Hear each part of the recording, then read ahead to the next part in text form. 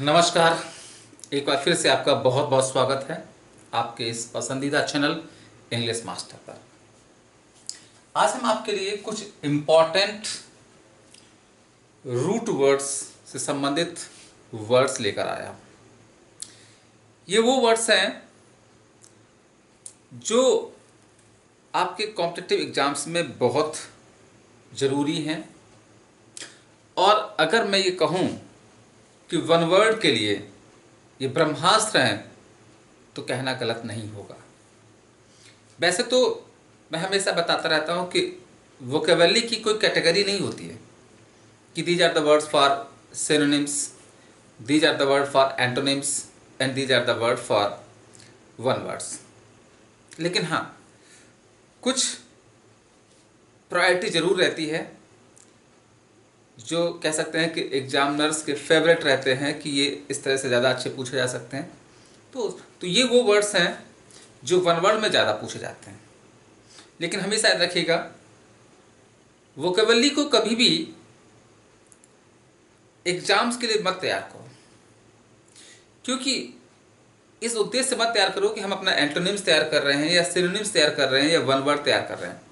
क्योंकि कई बार क्या होता है, बच्चा इसी भ्रम में गड़बड़ कर जाता है। सपोज अगर कोई बच्चा बैंक की तैयारी कर रहा है, अब अगर मैं कहूँ कि पीओ की या क्लर्क की तैयारी कर रहा है, तो बच्चे देखते हैं कि बैंक पीओ या क्लर्क में एंटोनिम्स पूछे नहीं जाते हैं, सिनोनिम्स पूछे नहीं जाते हैं, वन वर्ड पूछे नहीं जाते हैं, इडियम्स पूछे नहीं जाते हैं, तो वो नहीं पढ़ता इनको। वो क्या करता रहता है, कॉम्प्रहेंशन पढ़ता रहता है, क्लोज पैसेज पढ़ता रहता है, पैराजम्बल पढ़ता रहता है, स्पॉटिंग एरर पढ़ता रहता है। लेकिन अगर आप अपनी वोकेबलरी नहीं तैयार करोगे, आपका वर्ड पावर नहीं अच्छा होगा, तो फिर आपका कॉम्प्रहेंशन नहीं अच्छा होगा, आपका क्लोज पैसेज नहीं अच्छा होगा, आपका पैराजम्बल नहीं अच्छा होगा। तो इसी वजह से देखा होगा कि बैंक में कट ऑफ बहुत कम जाता है। कारण यही होता है कि बच्चे उनको कैसे पढ़ना चाहिए ये नहीं पता होना चाहिए। और याद रखिएगा, किसी भी काम करने से पहले first you should know how to do this work.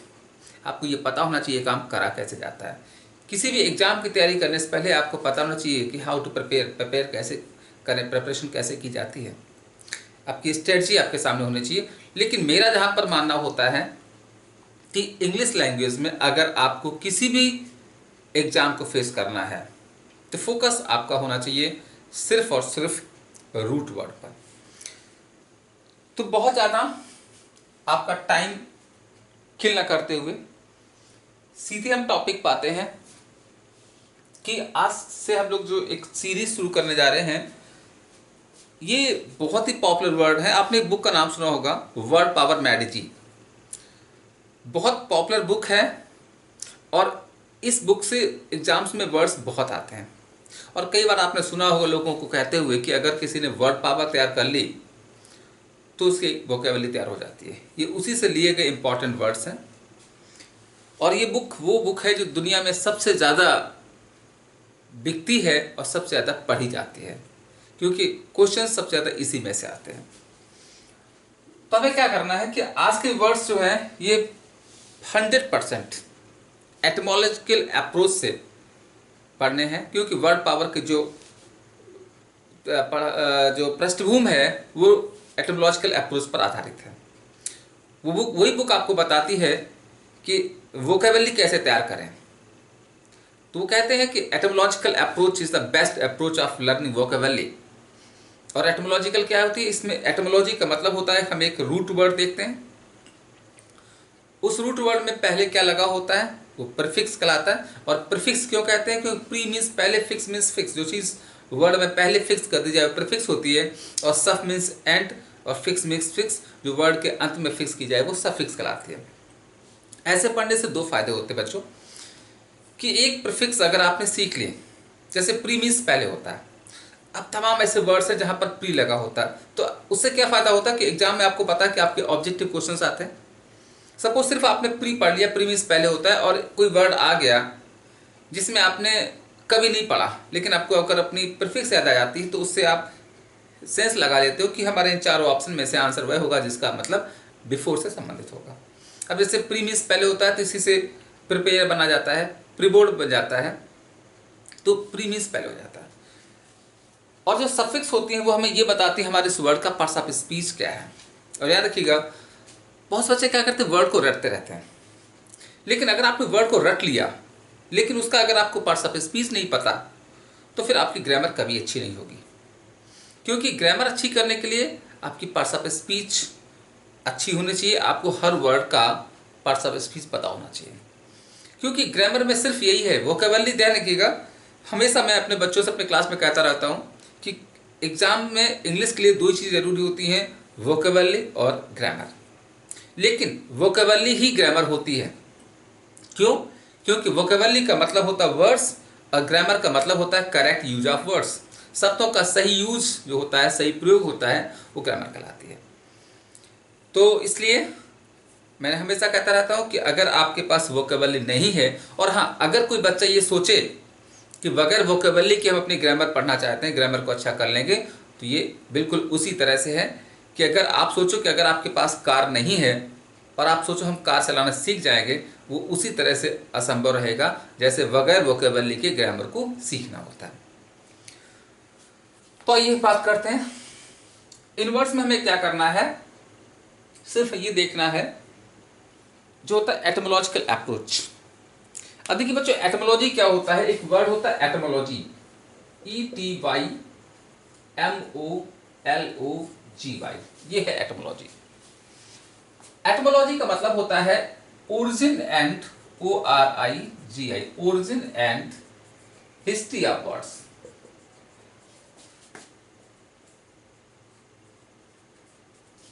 Origin and history of words मतलब होता है कि शब्द की उत्पत्ति कैसे होती है, शब्द बनते कैसे हैं।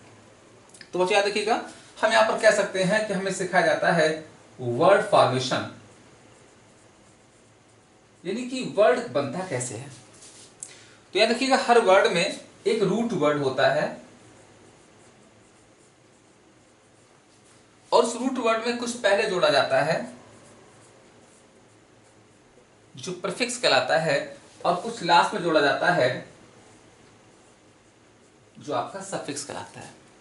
अब देखिए, मैंने अभी बताया था कि जो रूट होते हैं वो बच्चों ग्रीक या लैटिन भाषा से लिए जाते हैं मोस्टली।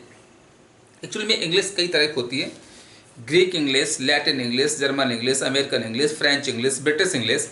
हम लोग जो पढ़ते हैं इंडिया में तो ब्रिटिश इंग्लिश होती है, और इस ब्रिटिश इंग्लिश की जो ओरिजिन है, जो उत्पत्ति है, वो ग्रीक या लैटिन से लिए जाते हैं। तो हमारा जो रूट होता है वो मोस्टली ग्रीक होता है या लैटिन होता है, और उसमें कुछ पहले जोड़ा जाता है तो कहलाता है प्रीफिक्स। मैं कहता कैसे बनाएगा, प्रीफिक्स होता है बिफोर, और फिक्स मतलब होता है ऐड कर देना या जोड़ देना। तो जो वर्ड में पहले फिक्स कर दिया जाता है वो प्रीफिक्स कहलाता है, और सफ का मतलब होता है एंड, और फिक्स मतलब होता है ऐड कर देना। तो जो चीज वर्ड में अंत में फिक्स की जाएगी वो हमारी सफिक्स कहलाती है। और जो सफिक्स होती हैं वो हमें ये बताती रहती है हमारे इस वर्ड का पार्ट्स ऑफ स्पीच क्या है। क्या देखिएगा बच्चों, आपको ये मत सोचिए हम आपको वोकेबलरी पढ़ा रहे हैं, आपको ग्रामर भी पढ़ा रहे हैं। क्योंकि ग्रामर में एक और चीज, ग्रामर में कभी भी आप रूल्स के पीछे मत भागो। रूल्स बहुत इंपॉर्टेंट चीज नहीं होती है, आपको बस कितना ग्रामर पता होना चाहिए। ग्रामर में सिर्फ आपको इतना पता होना चाहिए कि हमारे जो पार्ट्स ऑफ स्पीच क्या होते हैं। तो आपको बच्चों पता है आपके 8 पार्ट्स ऑफ स्पीच होते हैं, noun, pronoun, verb, adjective, adverb, preposition, conjunction और इंटरजेक्शन। और पता है डिक्शनरी में लगभग जो 10 लाख वर्ड्स होते हैं उन सभी वर्ड्स को सिर्फ 8 पार्ट्स ऑफ स्पीच में बांटा जाता है। जो वर्ड होता है वो नाउन होगा या प्रोनाउन होगा या वर्ब हो, एडजेक्टिव, ये 8 पार्ट्स ऑफ स्पीच होते हैं। और पता है जो हमारी ग्रामर होती है उसमें क्या होता है, बस इसी पार्ट्स ऑफ स्पीच का करेक्ट यूज किया, नाउन का करेक्ट यूज किया है, प्रोनाउन का करेक्ट यूज किया होता है, बस सिखाना होता है। और अगर बताऊं कि सर नाउन अगर है तो कई जगह क्या होता है, बच्चों को कंफ्यूज करने के लिए बच्चों को बेवकूफ़ बनाते रहते हैं। कुछ लोग क्या करते हैं कि महीनों नाउन पढ़ाते रहते हैं, और जबकि नाउन में कुछ है ही नहीं। नाउन क्या होता है, नाउन एक नेम होता है, बस हमें इतना पता चल जाए नाउन क्या है, नाउन नेम है। तो कोई भी नाम, चाहे पर्सन का या प्लेस का या थिंग का नाम होता है वो नाउन कहलाता है। और अब हमें ग्रामर क्या सीखना है, इसका करेक्ट यूज। तो बच्चों देखिए ग्रामर कैसे करनी, तो हमें पता है नाउन का करेक्ट यूज क्या होता है, बस इतना होता है कि अगर कोई एक चीज है, एक पर्सन, एक प्लेस है, एक थिंग है, तो नाउन सिंगुलर रहेगा, और एक से ज्यादा है तो नाउन आपका प्लूरल रहेगा। एक लड़का है तो बॉय, एक से ज्यादा है तो बॉयज। और हमें पढ़ा दिया जाता है कि अगर किसी सिंगुलर नाउन में यस लगा दे बन जाता है प्लूरल। बस हो गई ग्रामर। हो गया नाउन। सिर्फ इतना रूल्स अगर आपको रूल पता है तो आपका नाउन तैयार हो चुका है। बात है कि जो परफेक्शन होता है वो प्रैक्टिस करते करते आता है। और सोचो बच्चा क्या करता है, अब उसे नाउन रटा दिए जाते हैं, नाउन के रूल्स रटा दिए जाते हैं, लेकिन जब सेंटेंस मिरर करने बैठता है तो उसे पता ही नहीं होता कि सेंटेंस में जो हम पढ़ रहे हैं ये वर्ड हमारा नाउन है, प्रोनाउन है, एडजेक्टिव है, क्या है। तो जब इसे यही नहीं पता होता तो वो एरर कैसे कर पाएगा। और आपको कुछ भी रूल्स ना पढ़ो, आपको बस केवल ये पता हो हमारा ये पार्ट्स ऑफ स्पीच नाउन है और हमें उसका करेक्ट यूज पता है कि अगर किसी एक की बात कर रहे हैं तो नाउन सिंगुलर होगा, एक से ज़्यादा बात कर रहे हैं तो नाउन प्लूरल होगा। तो इसी तरह से ध्यान रखिएगा, इस सीरीज को पढ़ते हुए हम दोनों चीज़ें तैयार कर रहे होंगे। हम आपको ग्रामर भी पढ़ा रहे होंगे और वोकेबुलरी भी पढ़ा रहे होंगे। फोकस कहाँ करना है, वर्ड पावर पर करना है, वोकेबुलरी पर करना है। तो सीख लिया। अब जो भी हम लोग पढ़ने जा रहे हैं वो हमारी एटोमोलॉजी से पढ़ेंगे, ओरिजिन हिस्ट्री या वर्ड शब्दों की उत्पत्ति कैसे होगी इस पर काम करेंगे, जिसमें हमें पढ़ना होता है हमारा एक रूट वर्ड क्या है, प्रीफिक्स क्या है और सफिक्स क्या है। तो आइए इस एटोमोलॉजिकल अप्रोच के द्वारा आपकी वोकेबुलरी इंप्रूव करते हैं। बहुत बेस्ट तरीका है बच्चों, ध्यान रखिएगा, और आपका इंटरेस्ट भी बढ़ेगा। ऐसे पढ़ने से आपका इंटरेस्ट भी क्रिएट होगा। तो देखिएगा, फोकस हमें यही करना है। क्या करना है, हमें ये देखना है हमारा रूट क्या है, हमारा एस फॉर सफिक्स क्या है और हमारा पी फॉर प्रीफिक्स क्या है। हमें इस बात पर फोकस करना है। तो यहां पर जो ऊपर लिखा हुआ है ये बच्चों आपके रूट है। जैसे एक पहला रूट है ईजीओ, ईगो। ईगो का मतलब होता है सेल्फ। और एक हमने रूट लिया है अल्टर, ALTER, अल्टर, और अल्टर का मतलब होता है चेंज अदर। तो देखिए है क्या, अब एटमोलॉजी से पढ़ने का फायदा ये होता है, रूट वर्ड से पढ़ने का फायदा ये होता है कि हमने बता दिया सिर्फ ईगो में सेल्फ होता है। अगर आपने सिर्फ इतना पढ़ लिया और हम आपको ये देखिए कुछ वर्ड्स हमने लिखे हुए यहाँ पर, ईगोइस्ट, ईगोटिस्ट, ईगोसेंट्रिक, ईगोमैनिया, ईगोमैनियाक और अल्टर ईगो। अब देखिए ये वर्ड्स लिखे हुए, सपोज हमने आपको सिर्फ इतना बता दिया कि बच्चों ईगो में सेल्फ होता है और आपको इसका कोई भी और आगे मीनिंग ना बताया जाए,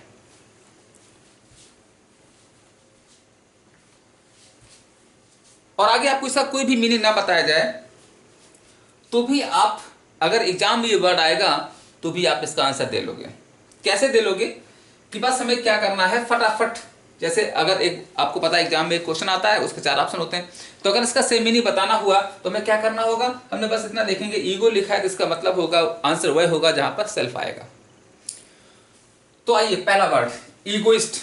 फोकस कहां करना है बच्चों, रूट क्या है, प्रीफिक्स क्या है, सफिक्स क्या है। ध्यान रखिएगा, एक रूट से सैकड़ों वर्ड्स बनते हैं, एक प्रीफिक्स से सैकड़ों वर्ड्स बनते रहते हैं, और एक सफिक्स से हजारों वर्ड्स बनते रहते हैं। सफिक्स हमें फोकस करनी है, क्योंकि एक बार अगर सफिक्स पता चलेगा तो हमें उसका पार्ट्स ऑफ स्पीच पता चल जाएगा। तो देखिए यहाँ पर पहला वर्ड आपका ईगो है। ईगो का मतलब क्या होता है, सेल्फ, और IST लिखा हुआ, IST आपका सफिक्स है। तो बच्चा देखिएगा, ईगो रूट है जिसका मतलब सेल्फ होता है, और ये IST लिखा है ये सफिक्स है जिसका मतलब ये क्या है, ये सफिक्स है। और एक चीज देखिएगा, अगर कहीं पर आपका IST आ जाता है इसका मतलब होता है पर्सन। अगर कहीं पर लास्ट में IST लगा है सफिक्स, इसका मतलब पर्सन होता है, और इसका जो पार्ट्स ऑफ स्पीच बनता है बच्चों, ये बनता है नाउन। और पता ही हम आपको जो वर्ड्स पढ़ाने जा रहे हैं ये वर्ड्स हमारे पर्सन के बारे में है। किसके बारे में है, पर्सन के बारे में है, या हमारे कह सकते हैं पर्सनालिटी के बारे में है। यानी हमारी पर्सनालिटी कैसी होती है, हमारा व्यक्तित्व कैसा होता है, इसके बारे में।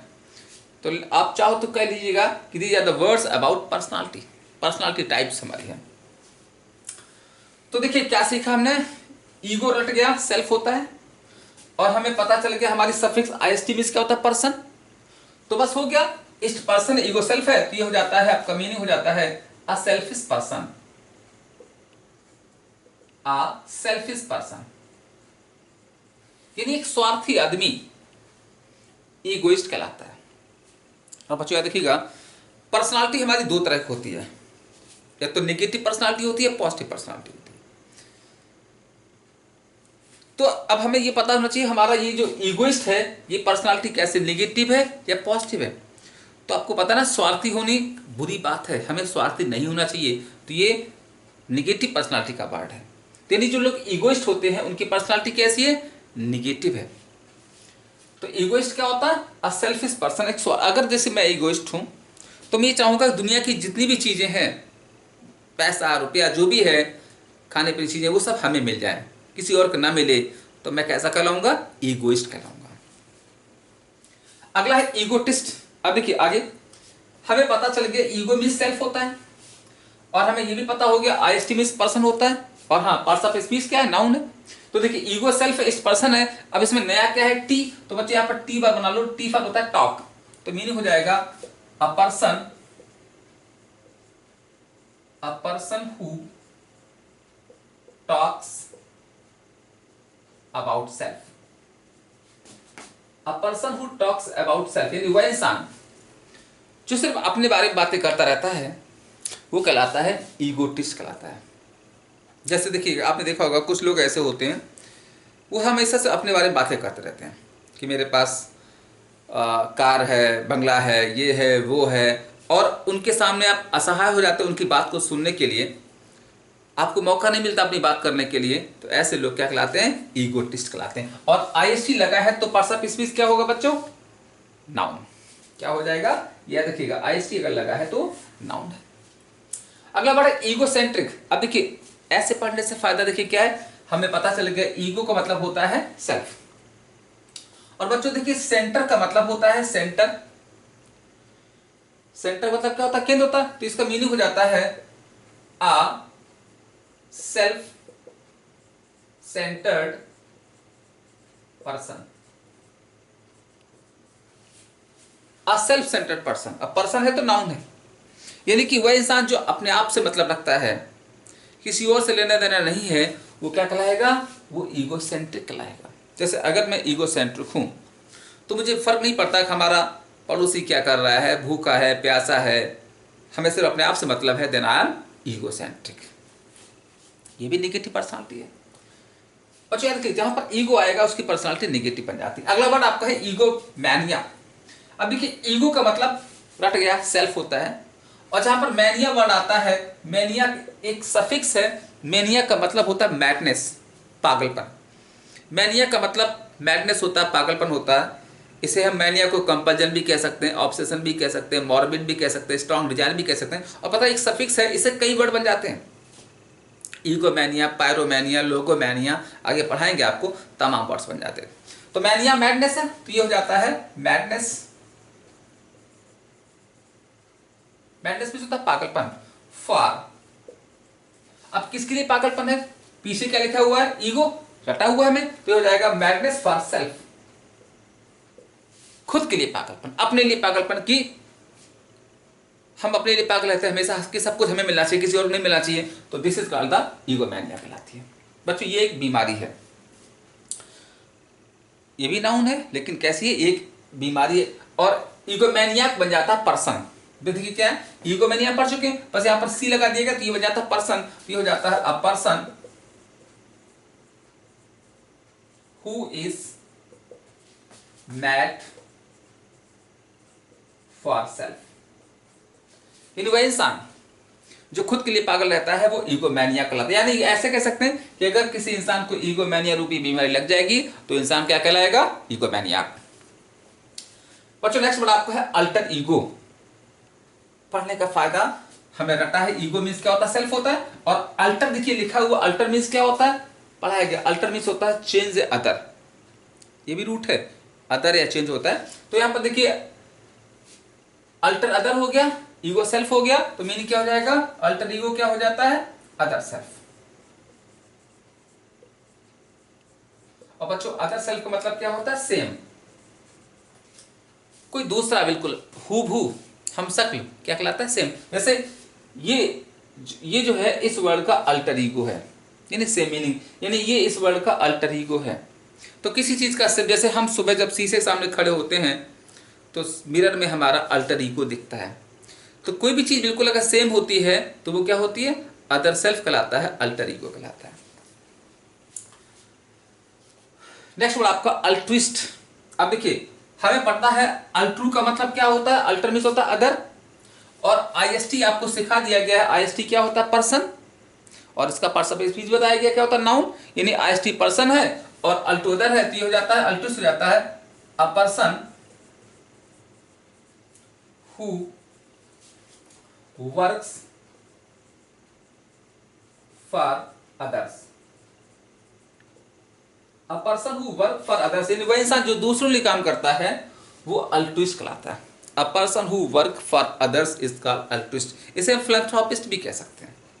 देखा होगा इस समय कोविड-19 की इस क्राइसिस में there are many altruist who are working for the welfare of poor people.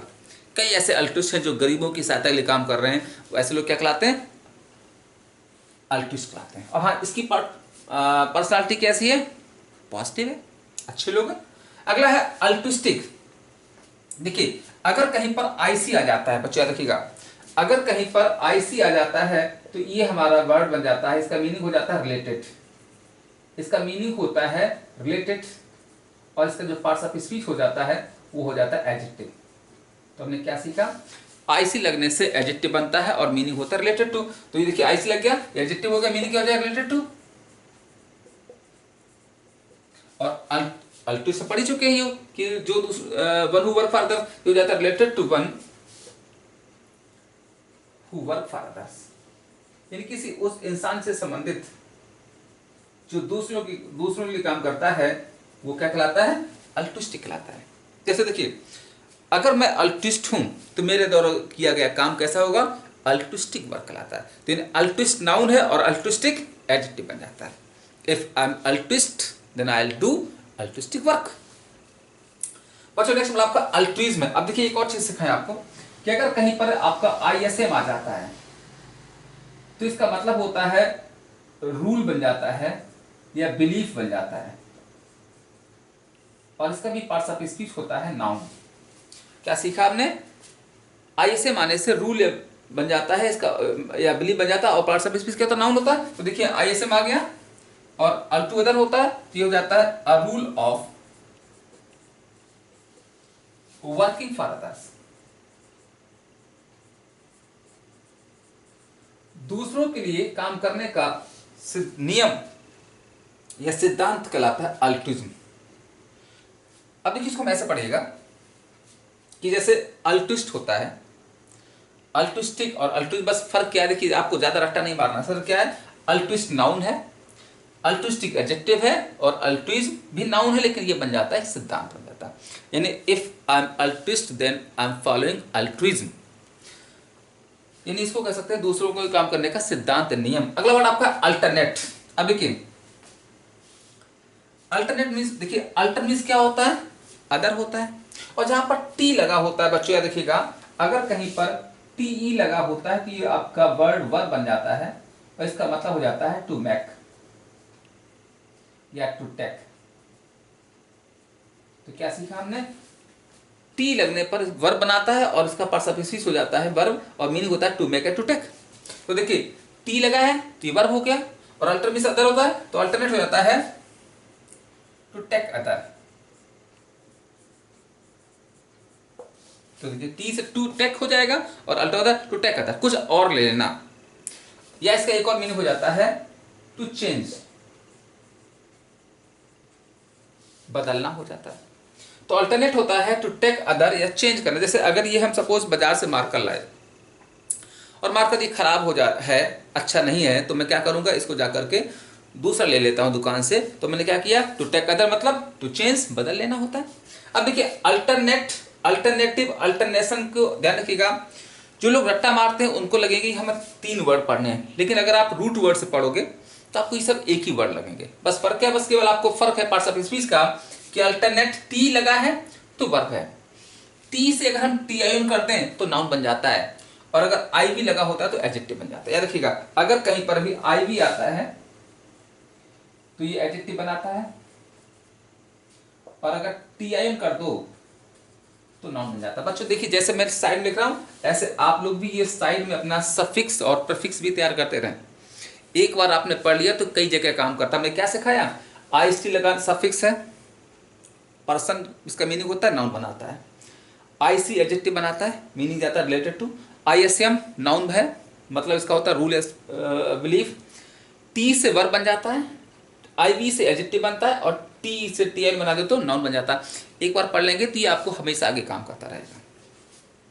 तो अल्टरनेट होता है टू टेक अदर या टू चेंज, और अल्टरनेटिव बन जाता है एडजेक्टिव हो जाता है। इसका मतलब होता है टेकिंग वन स्किप अदर, मतलब होता है टेकिंग वन स्किप अदर, एक लेना एक छोड़ना। तो देखिए कैसे अल्टरनेटिव अदर होता है, तो टेकिंग वन और स्किप अदर, और यह हम कह सकते हैं इसका मतलब हो जाता है चॉइस, विकल्प बन जाता है। देखा होगा कुछ कोचिंगों में अल्टरनेटिव क्लासेस लगती हैं कि आज क्लास हुई, मंडे हुई तो ट्यूसडे छोड़ा, वेडनेसडे लिया, फिर थर्सडे छोड़ा, फ्राइडे लिया, तो ये अल्टरनेटिव कहलाता है। और अल्टरनेट से नाउन बन जाता है, कैसे कहा है, टी की से नाउन हो जाता है टीआईएन। तो बस हमें क्या सीखना बच्चों, अल्टरनेट वर्ब है, अल्टरनेट एडजेक्टिव है, और अल्टरनेशन क्या हो जाता है, नाउन। ये हो जाता है, देखिए यहां पर आपका अगर ये टू चेंज है तो ये नाउन बन जाता है अ चेंज। जब भी किसी वर्ड के पहले आ लगा होता है तो नाउन हो जाता है, तो अ चेंज एक बदलाव अल्टरनेशन कहलाता है। तो बच्चों ये थे इंपॉर्टेंट 2 रूट जो मैंने आपको सिखाए हैं, ईगो, सेल्फ और अल्टर, चेंज से अदर। और हमने देखिए क्या सिखाया कि आपको एटमोलॉजिकल अप्रोच में वर्ड को रट्टा नहीं मारना है।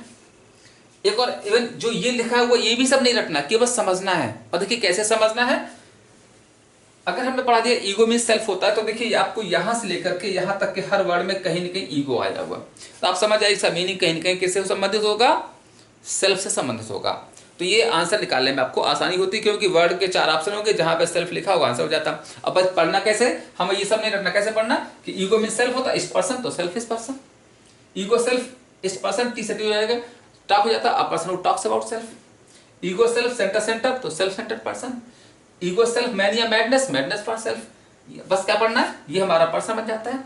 Alter other ego self other self हो जाता है, अल्टर अदर इस पर्सन तो बन जाता है इस तरह, अल्पिस्टिक बस एडजेक्टिव है, ये आपका नाउन हो जाता है, अल्टरनेट वर्ब है, और अल्टरनेटिव एडजेक्टिव है, और अल्टरनेशन हो जाता है नाउन। तो दोस्तों इस तरह से हमें वोकेबलरी पढ़नी है। तो आई होप आपको ये हमारा तरीका पसंद आया होगा, और वर्ड भी आपको याद हुए होंगे। अगर आपको ये तरीका पसंद आया है, अगर आपको ये वर्ड अच्छे लगे हैं, तो आप हमें कमेंट करके बताएं, जिससे हम आपके लिए आगे कुछ और अच्छे नए वर्ड्स आएँ। आगे फिर मिलते हैं कुछ और नए रूट के साथ, तब तक के लिए नमस्कार, जय हिंद।